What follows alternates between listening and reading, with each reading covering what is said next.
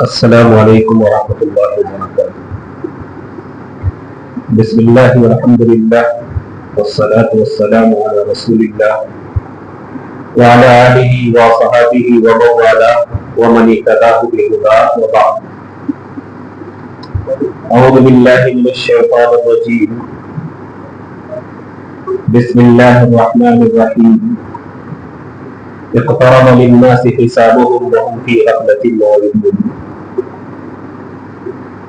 یہ سورہ انبیاء ہے، چونکہ سورت میں بڑے بڑے انبیاء کا تذکرہ کیا گیا ہے، اس لیے اسے سورت الانبیاء کا نام دیا گیا۔ اس سورت کے آغاز میں کہا گیا ہے کہ اقترب للناس حسابهم وهم في غفلة معرضون، یعنی لوگوں کا حال یہ ہے کہ اپنا حساب نہایت قریب آنے کے باوجود ایسی بھاری غفلت میں پڑے ہیں کہ ہر نصیحت سے منہ موڑے ہوئے ہیں۔ ان کے پاس جب بھی کوئی نصیحت آتی ہے تو یہ اسے ہنسی مذاق میں اڑا دیتے ہیں، کہتے ہیں کہ یہ تو پراگندہ خیالات ہیں، یہ ایسی باتیں ہیں جنہیں جوڑ کر ایک عنوان اور ایک کہانی کی شکل دے دی گئی ہے، بلکہ یہ شاعرانہ تخیلات ہے جسے ہمارے جیسا ہی ایک آدمی بنا کر پیش کر رہا ہے۔ بھلا ایسا کیوں ہو سکتا ہے کہ ہم جیسے ایک آدمی سے رب ذوالجلال ہم کلام ہو گفتگو کریں؟ اس کے بعد اللہ تعالیٰ نے ان کی غلط فہمی اور کنجوسی کا جواب یہ کہہ کر کے دیا ہے کہ جن لوگوں سے تم مختلف قسم کے اعتراض سیکھ کر کے آتے ہو انہیں سے پوچھ لو کہ اس سے پہلے کہ جو انبیاء گزرے کیا وہ انسان نہیں تھے؟ کیا وہ کوئی اور مخلوق تھے؟ کیا وہ کھاتے اور پیتے نہیں تھے ہمارے اور تمہارے جیسے؟ کیا ان کے مخالفین نے ان کے بشر ہونے کی بنا پر بھی ان کا انکار نہیں کیا، جس کی نتیجے میں ان کو سزائیں دی گئی؟ اور پھر اس کے بعد اللہ رب العزت نے آسمان و زمین کی تخلیق کا اور لیل و نہار کی گردش کا تذکرہ کیا ہے اور اسے اپنے الہ واحد ہونے، طرح معبود ہونے کی دلیل کے طور پر پیش کیا ہے، اور کہا ہے کہ اے نبی، آپ کے رب نے آپ کو اپنا رسول منتخب کیا ہے تاکہ آپ لوگوں کو بتلائیں اور سمجھائیں کہ اللہ کے سوا کوئی اور عبادت، بندگی، پوجا اور پرستش کے لائق نہیں، کوئی اور حاجت روا نہیں، کوئی اور مشکل کشا نہیں، اس کا فرمان ہے کہ میری ہی عبادت کی جائے۔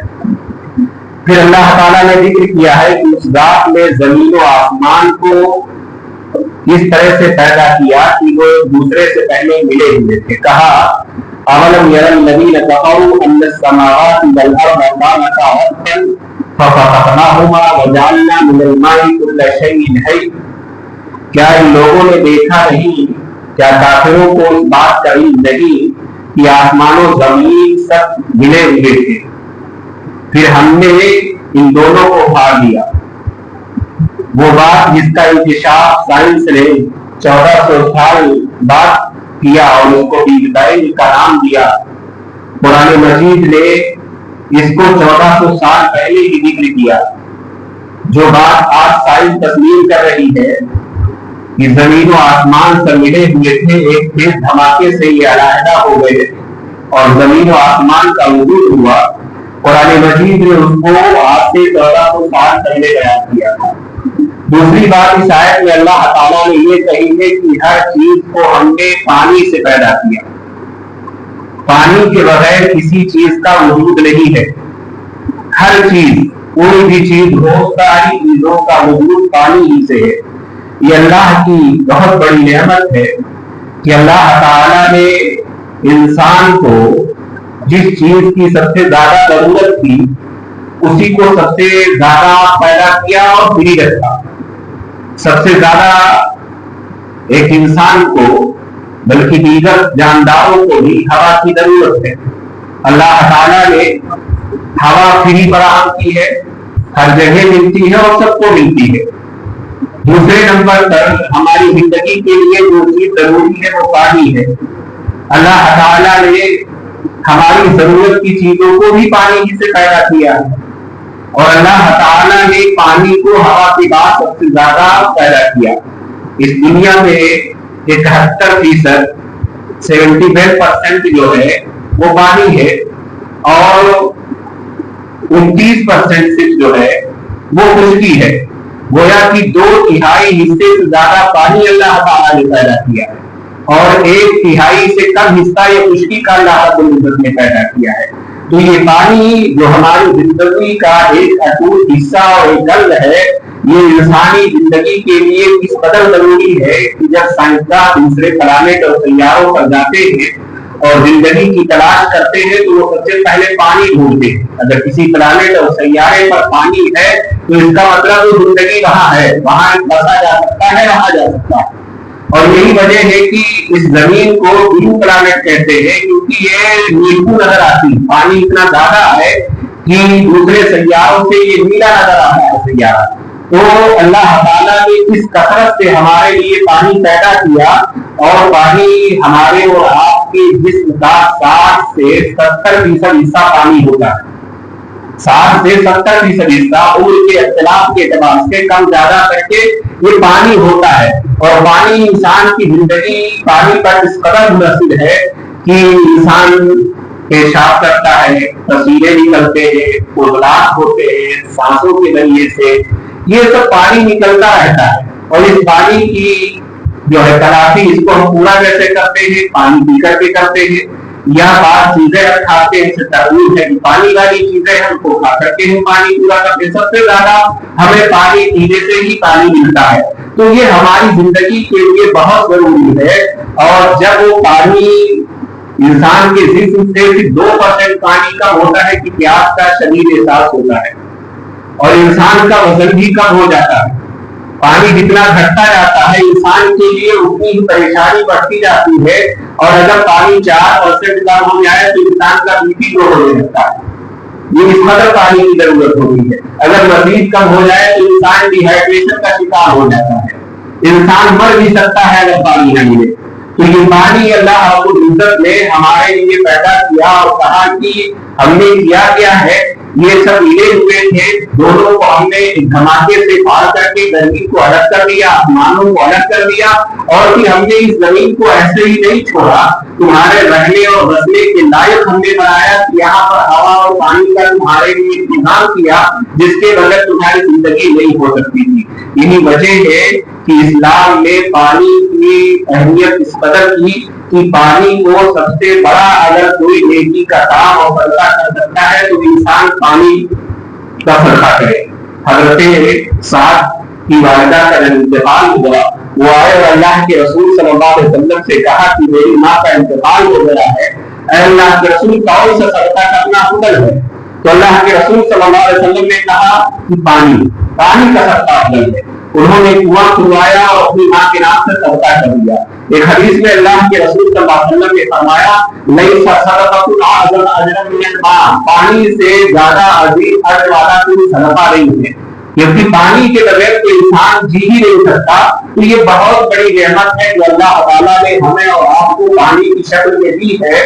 लेकिन चूंकि जिन इलाकों में पानी की फराहमी है, आसानी से पानी दस्तयाब हो जाता है, इसलिए हमें उसकी अहमियत का अंदाजा नहीं होता है। लेकिन कभी जब वक्त पर पानी ना मिले तब समझ में आता है कि पानी किस कदर कीमती है और इंसान उस पानी के लिए क्या कुछ नहीं कर सकता है। तो बड़ी कीमती चीज है पानी।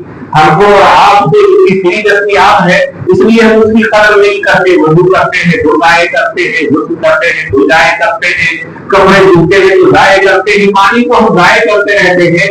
हालांकि दुनिया के जो हालात बन रहे हैं, आने वाली जो आदमी जब होगी वो पेट्रोल या ईंधन के लिए नहीं होने वाली, वो पानी के लिए होगी।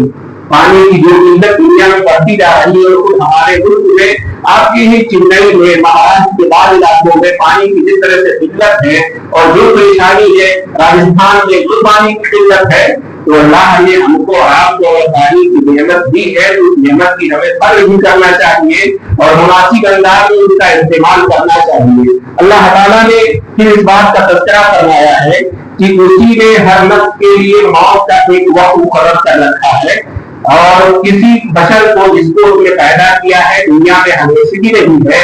آپ کو بھی موت آنے والی ہے نبی، اور آپ کے مخالفین اور منکرین کو بھی موت آنے والی ہے، اس موت سے کوئی بچنے والا نہیں۔ پھر اللہ تعالیٰ نے اس کے بعد حضرت ابراہیم کی دعوت کا خلاصہ بیان کیا ہے، اور اس کے رد عمل میں ان کو جس طرح سے آگ میں ڈالا گیا، آگ کو اللہ تعالیٰ نے جس طرح سے گلزار بنا دیا، تو پورے واقعے کا تذکرہ کیا ہے اللہ تعالیٰ نے کہ پھر آگ سے نکالنے کے بعد ہم نے انہیں فلسطین کی طرف ہجرت کر جانے کے لیے کہا۔ حضرت ابراہیم کے بعد حضرت نوح کا تذکرہ ہے، ان کی مشکلات کا ذکر ہے، پھر حضرت داؤد اور سلیمان کا تذکرہ ہے، اور ان کے ذکر میں بطور خاص جناتوں کے مسخر کرنے کا تذکرہ کیا ہے اللہ تعالیٰ نے۔ پھر حضرت ایوب کی مشکلات، مسائل، پریشانی اور بیماری کا تذکرہ کیا ہے، تاکہ اللہ کے رسول صلی اللہ علیہ وسلم کو تسلی ہو کہ آپ انہیں پریشانیوں سے نہیں جھوٹ رہے ہیں، آپ کم سے کم جسمانی اعتبار سے صحت مند تو ہے۔ ایوب کا معاملہ دیکھیے کہ وہ کس قدر جو ہے ان کے اوپر آزمائشیں آئی۔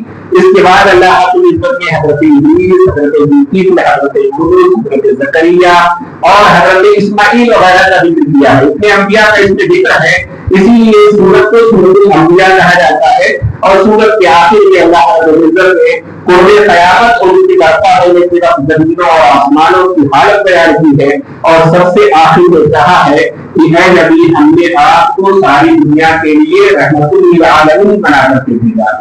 اللہ تعالیٰ نے فرمایا کہ وما ارسلناک الا رحمۃ للعالمین، اللہ تعالیٰ نے آپ کو رحمت للعالمین بنا کر کے جو بھیجا۔ عالمین کا معنی کیا ہوتا ہے؟ عالمین عالم کی جمع ہے، اور عالم کا اطلاق ہوتا ہے اللہ تعالیٰ کے علاوہ تمام چیزیں عالم میں داخل ہیں۔ پھر بھی جمع کا اطلاق اس لیے کیا گیا ہے کیونکہ جناتوں کا ایک الگ عالم ہے، فرشتوں کا ایک الگ عالم ہے، انسانوں کا ایک الگ عالم ہے، نباتات کی ایک الگ دنیا ہے، جمادات کی ایک الگ دنیا ہے، حیوانات کی ایک الگ دنیا ہے۔ اللہ کے رسول صلی اللہ علیہ وسلم کو صرف انسانوں کے لیے رحمت بنا کر کے نہیں بھیجا، اللہ کے رسول ساری عالم کے لیے رحمت تھے، یعنی آپ فرشتوں کے لیے بھی رحمت تھے، جناتوں کے لیے بھی رحمت تھے، انسانوں کے لیے بھی رحمت تھے، اور اسی طرح سے جانوروں، چرندوں، پرندوں کے لیے بھی رحمت تھے، نباتات اور پودوں کے لیے بھی رحمت تھے، آپ سب کے لیے رحمت تھے۔ تو آپ کو رحمت للعالمین جب کہا گیا تو اس کا مطلب آپ سب کے لیے رحمت تھے۔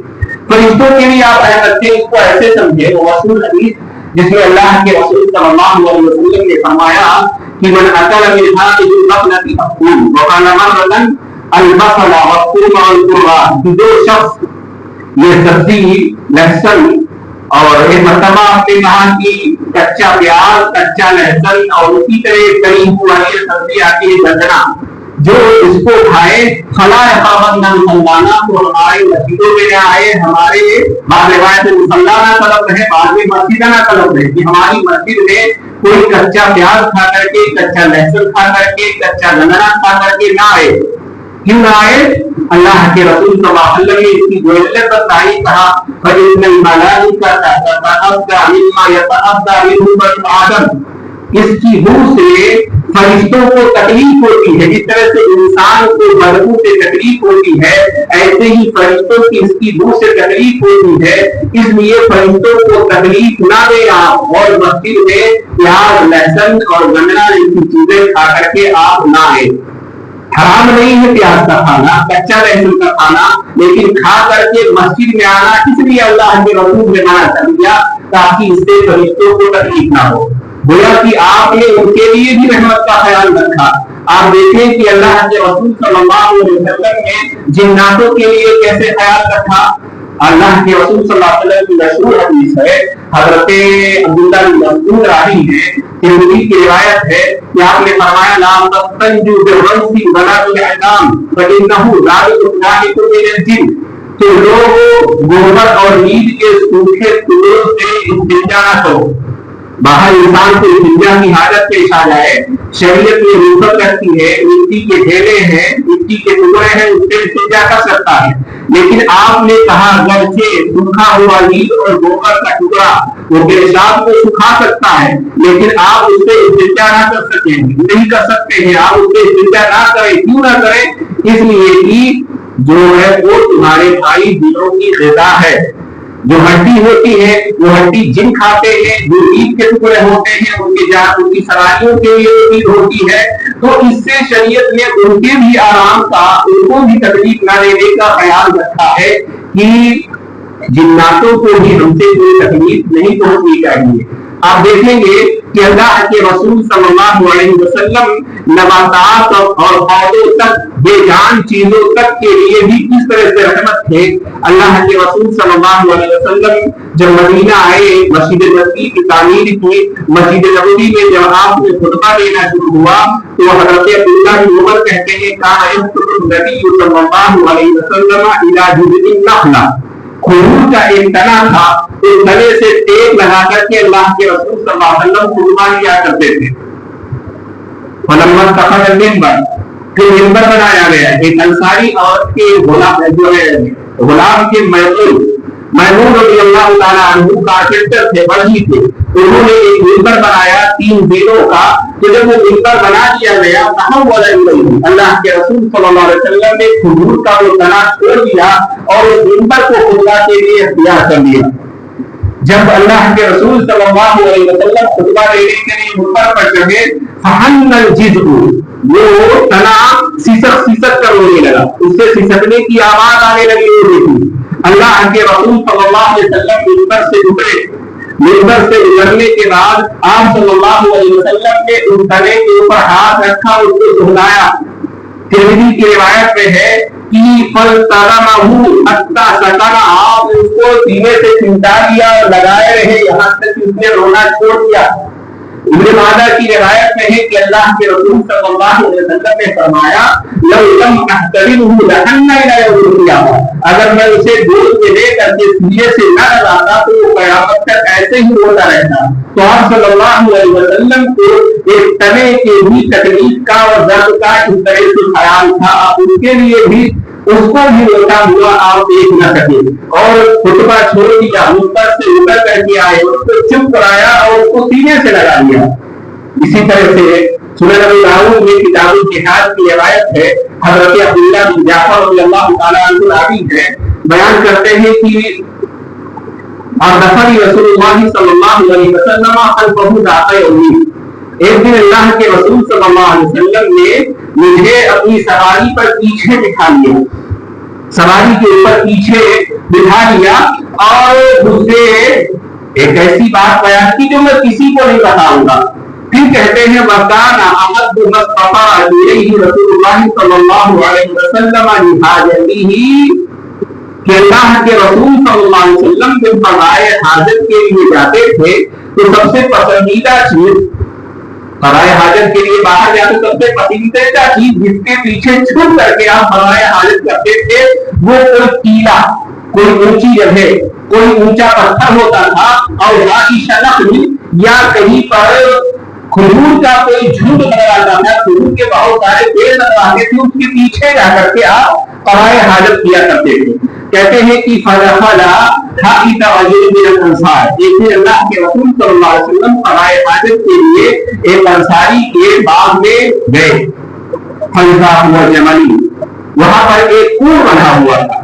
فلما رأى النبي صلی اللہ علیہ وسلم حن وغربت عیناہ, جب اس اونٹ میں اللہ کے رسول صلی اللہ علیہ وسلم کو دیکھا تو وہ بھنبھنا کر رونے لگا, بھنبھنانے لگا اور رونے لگا, اور اس طرح سے رونے لگا کہ اس کے آنکھوں سے آنسو ٹپ ٹپ گرنے لگے.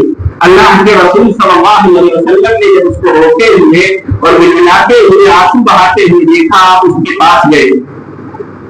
آپ صلی اللہ علیہ وسلم نے اس کے دفاع پر بالوں کے اوپر سر پر جو ہے ہاتھ پھیرا, یہاں تک کہ وہ چپ ہو گیا. پھر آپ صلی اللہ علیہ وسلم نے کہا من هذا الجبل, من رب هذا الجبل, یہ اونٹ کس کا ہے, اس اونٹ کا مالک کون ہے. فجاء ختم من الانصار، انصاری نوجوان نکل کر کے آیا اور اس نے کہا نہیں یا رسول اللہ، اے اللہ کے رسول صلی اللہ علیہ وسلم یہ اونٹ میرا ہے. تو اللہ کے رسول صلی اللہ علیہ وسلم نے کہا الا تتقوا اللہ فی هذه البهیمة التي ملککم اللہ فیہا، کیا تم اس بوڑھے جانور کے سلسلے میں جس کا تم کو اللہ نے مالک بنا دیا ہے ان کے سلسلے میں اللہ سے نہیں ڈرتے ہو؟ فإنه شکا الیہ انک تجیبہ وتطعمہ، اس جانور نے مجھ سے شکایت کی ہے کہ تم اس سے کام زیادہ لیتے ہو اور چارہ کم دیتے ہو، کام زیادہ لیتے ہو اور چارہ کم دیتے ہو. اللہ کے رسول کو ایک جانور کے بارے میں یہ فکر تھی کہ اس سے جب کام لیا جاتا ہے تو اس کو چارہ بھی پیٹ بھر ملنا چاہیے. آپ سوچیں کہ ہم میں سے کتنے لوگ ہیں اپنے مزدوروں کی مزدوری صحیح سے نہیں دیتے، اپنے ملازمین سے ان کی طاقت سے زیادہ کام لیتے ہیں، ان کی تنخواہیں نہیں دیتے یا ان کی تنخواہیں مار لیتے ہیں. جب جانوروں کے ساتھ ان کی محنت کے حساب سے کام لیں گے اور پھر ان کی محنت کے مطابق جو ہے ان کو چارہ دینے کی تلقین کی گئی ہے، پھر انسانوں کے ساتھ ایسا معاملہ کرنا کیسے روا ہو سکتا ہے؟ یہ کہ ہمارے نبی کی جانوروں کے لیے بھی آپ رحمت تھے. اسی طرح سے عبداللہ بن مسعود بیان کرتے ہیں، ابو داؤد ہی کی کتاب الجہاد کی روایت ہے، کہتے ہیں کہ کنا مع النبی صلی اللہ علیہ وسلم فی سفر، ہم ایک سفر میں نبی صلی اللہ علیہ وسلم کے ساتھ تھے. فانطلق لحاجتی، اللہ کے رسول صلی اللہ علیہ وسلم نے انہیں پڑاؤ پڑا تو قضائے حاجت کرنے کے لیے چلے گئے. فرأیناہم مرتن، جب آپ چلے گئے تو وہاں پر ہم نے ایک لال رنگ کی چھوٹی چھوٹی چڑیا دیکھی. معاہا فرحان، اس کے پاس اس کے چھوٹے چھوٹے بچے تھے. اب خوبصورت بچے، لال رنگ کی چڑیا اچھی لگی، ہم نے اس کو کھا لیا بچوں کو. اب وہ چڑیا آئی وہ آئی اور فرفرانے لگی. مسند احمد کی روایت کے الفاظ ہے کہ تعرف علی رأس رسول اللہ صلی اللہ علیہ وسلم اور رؤوس اصحابہ، وہ کبھی فرفراتے ہوئے اللہ کے رسول کے سر پر جاتی، کبھی صحابہ کرام کے سر پر جاتی. جب یہ منظر اللہ کے رسول نے دیکھا تو آپ نے کہا من فجا حاجہ ولدھا، اس چڑیے کو، اس پرندے کو، اس ننھی سی جان کو اس کے بچے کی وجہ سے کس نے تکلیف میں ڈال رکھا ہے؟ تو صحابہ میں سے کسی نے کہا اللہ کے رسول ہم نے اس کے بچوں کو لے لیا ہے. آپ صلی اللہ علیہ وسلم نے کہا تم رحمت کرو، اس کے ساتھ مہربانی کرو، یہ پرندہ بھی مہربانی کا مستحق ہے، اس کے بچے کو اس سے لوٹا دو. تو پرندوں کے ساتھ بھی یہ زیادتی نہیں کر سکتے. اور ہمارے صحابہ اسی طرح کا خیال رکھتے تھے. حضرت سعد بن ابی وقاص ایک مرتبہ جب وہ مصر کے علاقے میں جنگی فتوحات کی قیادت کر رہے تھے، ایک جگہ انہوں نے خیمہ ڈالا اور خیمہ ڈالنے کے بعد خیمہ ڈال کر کی جنگ شروع ہوئی. جنگ ختم ہونے میں کئی دن لگ گئے. جب جنگ سے فراغت ملی تو فوجیوں کو ہوا کہ یہاں سے خیمہ اٹھاؤ، واپس چلتے ہیں اپنے شہر. جب یہ خیمہ اکھاڑنے لگے تو ایک خیمے میں گھونسلے میں ایک چڑیا نے گھونسلہ رکھا ہوا تھا اور اس میں انڈے تھے. حضرت سعد بن ابی وقاص نے کیا کہا کہ اس خیمے کو نہیں رہنے دو. خیمے کو عربی میں فستاد کہتے ہیں اور شہر فستاد اسی جگہ پر بسا. وہ فستاد نامی جو شہر ہے وہ اسی چڑیا کی وجہ سے بتایا گیا کہ خیمہ لگا ہوا وہاں چھوڑ دیا گیا ان پرندوں کی وجہ سے کہ ان پرندوں کو تکلیف نہ ہو. تو یہ ہماری شریعت جانوروں سے بھی اس طرح کا سلوک کرنے کی تاکید کرتی ہے. ہاں ہمیں شریعت اگر جانوروں کا گوشت کھانے کی اجازت دیتی ہے وہ اس لیے کہ یہ جانور ہماری خوراک ہی کے لیے پیدا کیے گئے ہیں، لیکن ان جانوروں کے ساتھ بھی ہماری شریعت کہتی ہے ان کے ساتھ ایک چھریوں چاقو نہ کیا جائے، ان کو بہترین طریقے سے لٹا دیا جائے، ان کے گلے پر جھوم تیزی سے چلی جائے تاکہ ان کو تکلیف نہ ہو. کھانے کی اجازت ہے لیکن تکلیف دینے کی اجازت ہماری شریعت جانوروں کو نہیں دیتی. تو یہ جانوروں کا، پرندوں کا یہ عالم ہے. پھر انسانوں کے ساتھ معاملہ کیا ہوگا؟ اور انسانوں میں بھی ایسا نہیں ہے کہ اللہ کے رسول صلی اللہ علیہ وسلم کی تعلیمات صرف مسلمانوں کی رحمت تھی، بلکہ اسی آیت کی تفسیر میں امام طبری نے حضرت عبداللہ بن عباس کا قول نقل کیا ہے کہ اللہ کے رسول صلی اللہ علیہ وسلم جو رحمت ہے وہ اس نے کہا کہ من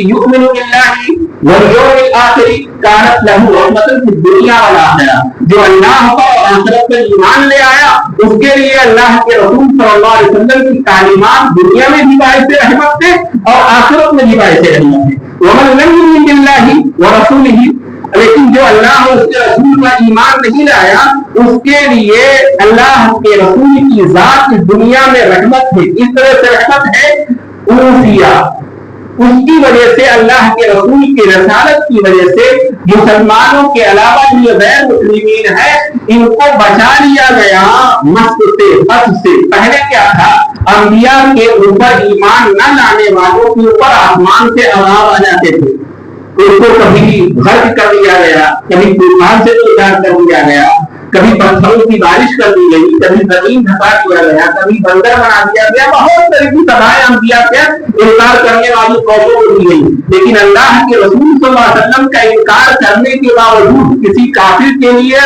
بحیثیت قوم یہ سزا نہیں رہی کہ اوپر آسمان سے کوئی عذاب آئے گا، سب کو غرق کر دیا جائے گا، سب کو ڈبو دیا جائے گا، ایسا کچھ نہیں ہے۔ تو یہ ایک طرح سے رحمت ہے۔ اور آپ یہ بھی دیکھیں کہ حضرت ابو ہریرہ سے مروی جیسے مسلم میں کہ اللہ کے رسول صلی اللہ علیہ وسلم سے پوچھا گیا، کہا گیا اے اللہ کے رسول مشرکوں پر بددعا کر دیجیے، یہ ہم کو اتنا ستا رہے ہیں، ظلم اور زیادتی کر رہے ہیں۔ مکہ کا معاملہ ہے، مکہ میں جب اللہ کے رسول کے ساتھیوں پر بہت ظلم ہو رہا تھا تو اللہ کے رسول سے کہا گیا اے اللہ کے رسول ان ظالموں کے حق میں بددعا کر دیجیے، تو آپ نے کہا انی لم ابعث لعانا وانما بعثت رحمہ، میں لعان، لعنت کا معنی ہوتا ہے رحمت سے دور کرنا، میں رحمت سے دور کرنے والا بنا کر کے نہیں بھیجا گیا ہوں، میں تو رحمت بنا کر کے بھیجا گیا ہوں، میں ان لوگوں کے لیے باعث رحمت ہوں، میں ان کے لیے بددعا نہیں کر سکتا۔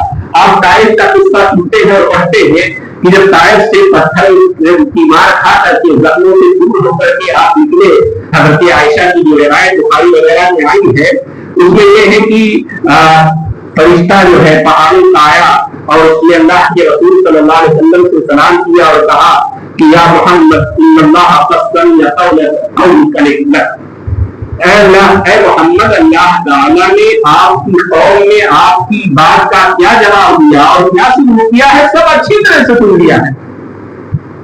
وَإِنَّمَا بَعَثَنِي رَبُّ، آپ کے پروردگار نے مجھے بھیجا ہے تاکہ آپ مجھے جو چاہے حکم دے، وما شئت، آپ کیا کہتے ہیں؟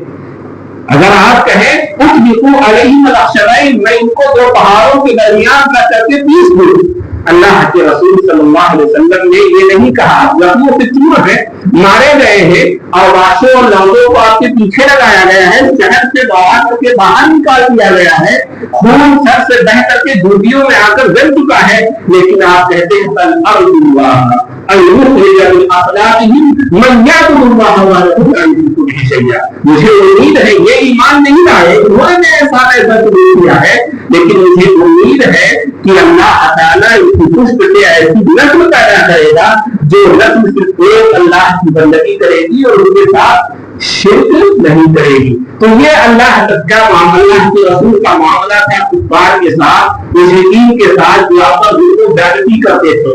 رہے ایمان والے تو ایمان والوں کے لیے تو اللہ کے رسول صلی اللہ علیہ وسلم راتوں کو رویا کرتے تھے، آپ رویا کرتے تھے اور کہا کرتے تھے اللہم امتی امتی۔ یہ حدیث میں ہے کہ اللہ کے رسول صلی اللہ علیہ وسلم نے حضرت ابراہیم کی دعا کا اختیار کیا، ربی انکم اضللنا کثیرا من الناس، کہ لوگوں کی امتوں نے کہاں سے لوگوں کو گمراہ کر دیا ہے، ہو سکتا ہے کہ یہ امت سے اس لوگوں کو گمراہ کر دے۔ پھر حضرت عیسیٰ کی دعا کا ذکر کیا اور پھر اللہ کے رسول صلی اللہ علیہ وسلم رونے لگے، ہاتھ اٹھایا اور رونے لگے، اب اتنا کہہ رہے تھے اللہم امتی اللہم امتی اللہم امتی، اے اللہ میری امت کا خیال رکھنا، میری امت کا رحم کرنا، میری امت کو بخش دینا۔ اللہ تعالیٰ نے جبریل سے کہا یا جبریل اذهب الى محمد وهو عالم فاسأله، اے جبریل محمد کے پاس جاؤ، اللہ خوب جانتا ہے لیکن کہتا ہے محمد کے پاس جاؤ، ان سے پوچھو مانو کی کیوں رو رہے ہو۔ حضرت جبریل آئے، اللہ کے رسول صلی اللہ علیہ وسلم سے پوچھا کیوں رو رہے ہو، اللہ کے رسول نے بتایا کوئی امت کی ذکر ڈال دیے ہے، گئے اللہ تعالیٰ کو بتایا، اللہ تعالیٰ نے پھر کہا کہ جبریل واپس جاؤ اور محمد سے کہو کہ انا سنرضیک فی امتک ولا نسوءک، میں تمہاری امت کے سلسلے میں تمہیں خوش کر دوں گا، تمہیں رنجیدہ نہیں کروں گا۔ تو اس طرح سے اللہ کے رسول صلی اللہ علیہ وسلم کو اپنی امت کی فکر تھی اور صرف آخرت کی ہی نہیں، دنیا کے معاملات میں بھی آپ نے کہا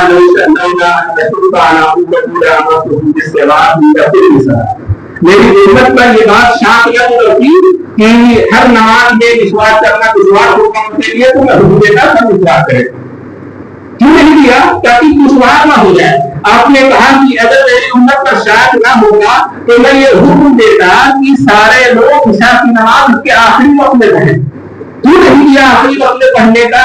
کیونکہ امت پر دشواری نہ ہو جائے. تو بہت سارے معاملات میں صرف اس وجہ سے اللہ کے رسول صلی اللہ بلکہ اللہ کے رسول صلی اللہ علیہ وسلم جو رمضان میں ہم قیام اللیل کرتے ہیں 3 رات کے بعد آپ نے چھوڑ دیا. کیوں چھوڑ دیا؟ اس ڈر سے کہیں اس کو فرض نہ کر دیا جائے، اس ڈر سے کہ فرض نہ کر دیا جائے. فرض کر دیا جائے تو ہمارے لیے ادا کا دشوار ہو جائے، ہم نہ ادا کر سکیں گے تو محرار ہوں گے. تو یہ امت کے اوپر آپ کی رحمت تھی، شفقت تھی، اور صحیح معنوں میں آپ رحمت للعالمین تھے. آپ فرشتوں کے لیے بھی رحمت تھے، جناتوں کے لیے بھی رحمت تھے، جانوروں کے لیے بھی رحمت تھے، کفار کے لیے بھی باعث رحمت تھے. اگر آپ کی دعوت کو دور کر لیں تو دونوں کے لیے رحمت ہی رحمت ہے. لیکن دنیا میں تو رحمتوں کا فلاح ہو رہے ہیں اور ایمان والوں کے لیے بھی رحمت ہے. اللہ کے رسول نے فرمایا ارحموا من فی الارض یرحمکم من فی السماء. اس رحمت کا تقاضا یہ ہے کہ ہماری امت کے لوگ دنیا والوں میں دنیا کے لوگوں پر رحمت کرے، آسمان والا ان پر رحم کرے گا. اب ہم اس کے ماننے والے ہیں، اس کی راہ کے راہی ہیں، اس کا نام لینے والے ہیں، اس کی محبت کا نام کرنے والے ہیں، لیکن ہم سے ہمارا پڑوسی پریشان، ہم سے ہمارا بھائی پریشان، یہاں تک کہ ہم سے ہمارے والدین پریشان، ہمارے گھر سے ہمارے محلے والے تک. ہم جہاں رہیں وہیں دوسروں کے لیے پریشانی کا باعث بن جائیں. ہم مسلمانوں اور غیر مسلموں سب کے لیے پرابلم پیدا کریں. تو ہم تو رحمت للعالمین کے سچے معنوں میں پہلے بار نہیں ہوئے. اگر ہمارے لیے اللہ کے رسول صلی اللہ علیہ وسلم کی زندگی اسوا ہے تو پھر ہر معاملے میں اسوا ہے. ہمیں بھی آپ سے رحمت کی تعلیم دینی چاہیے اور ہر ایک کے ساتھ شفقت و رحمت اور محبت کا برتاؤ کرنا چاہیے. سب کے لیے مہربانی سے پیش آنا چاہیے، سب کی پریشانی میں کھڑا ہونا چاہیے اور ہر ایک کے دکھ درد کو بانٹنے کی کوشش کرنی چاہیے. اللہ تعالیٰ ہم سب کو توفیق عطا فرمائے. سبحانک اللہم و بحمدک، اشہد ان لا الہ الا انت، استغفرک و اتوب الیک.